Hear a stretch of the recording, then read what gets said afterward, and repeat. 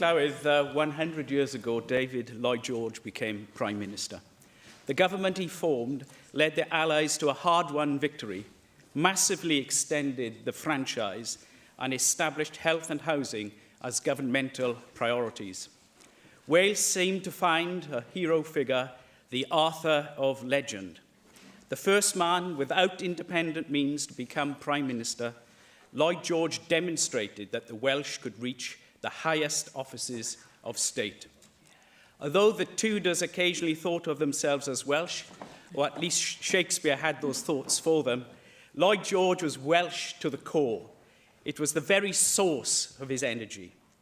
As Chancellor of the Exchequer, he had already reshaped the state. After his People's Budget of 1909, the primary purpose of the state was not to protect property, but to promote the welfare of the people. Llawydd, perhaps I should say, the Gwerin. It led to that amazing battle with the House of Lords, and one of the funniest quips in our political history when he said, "The House of Lords is not the watchdog of the Constitution, it's Mr. Balfour's poodle." Well, perhaps it went down better in Edwardian times.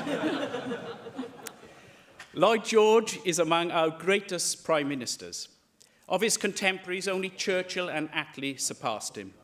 Churchill by ensuring victory in an even grimmer conflict, Attlee by forging a peacetime consensus for a welfare state. Yet in his range, he had no equal. In periods of war and peace, Lloyd George displayed the highest statecraft.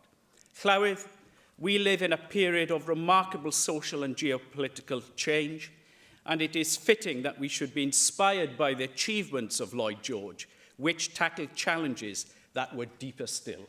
Yeah.